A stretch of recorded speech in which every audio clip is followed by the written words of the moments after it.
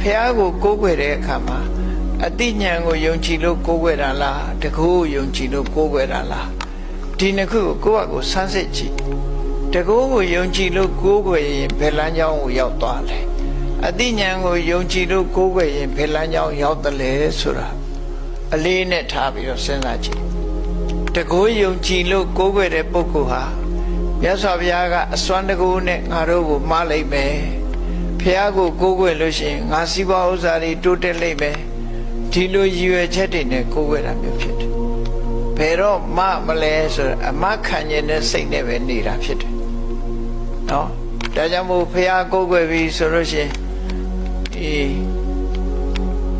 ရိုးဖះကိုးကွယ်တာမဟုတ်ဘူး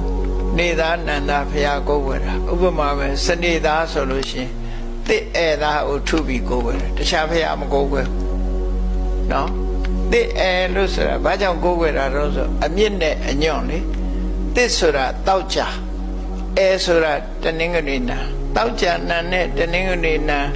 ခံထားတဲ့တစ်သားတုံးကိုထုပြီးတော့အဲ့ဒီဖះမျိုးကိုးကွယ်ရတယ်လို့ဘီရင်ဆရာတွေကဟောတယ်အဲ့ဒါဘာအတွက်ကိုးကွယ်တာလဲဆိုအသိဉာဏ်အတွက်မဟုတ်ဘူးနော်အသိဉာဏ်အတွက်မဟုတ်ဘူးဒါကိုကိုးကွယ်မှစီးပွားတိုးတက်လိမ့်မယ်လို့ယူဆတဲ့ဟာအဲ့ဒါလုံးဝလွယ်မှားနေတဲ့အယူဆတစ်ခုသာလည်းဖြစ်တယ်ဒါကြောင့်မို့မြန်မာတွေမှာပြောကြတယ်လေကြောက်စင်းနုအိမ်မကိုးကွယ်ရဘူးဆိုတဲ့အယူဆရှိသည်ဖះပါလို့ဆိုမှကြောက်နဲ့လှုပ်ထားတာတန်နဲ့လှုပ်ထားတာဖះဆိုတာအမှတ်နဲ့ဆိုရင်မကိုးကွယ်ရတဲ့ဟာပဲရှိနော်တော်တော်လေးအစွဲလန်းနေကအဲ့လိုတွေဖြစ်တယ်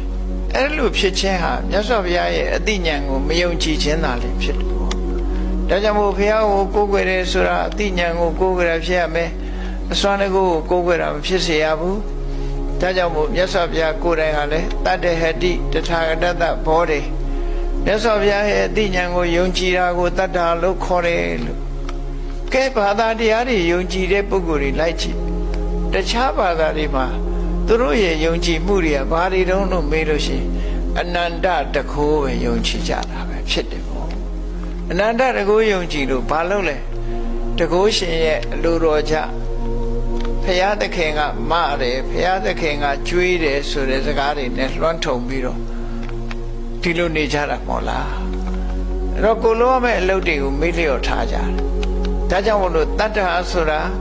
ဘာကိုယုံကြည်တာလဲလို့မေးရင်ဘုရားရဲ့အသိဉာဏ်ကိုယုံကြည်တယ်ဒါဖြင့်အသိဉာဏ်ယုံကြည်ရင်ဘယ်လိုသွားလဲလို့ဆိုရင်အသိဉာဏ်ယုံကြည်တဲ့ပုဂ္ဂိုလ်ကစဉ်းစားတယ်လေ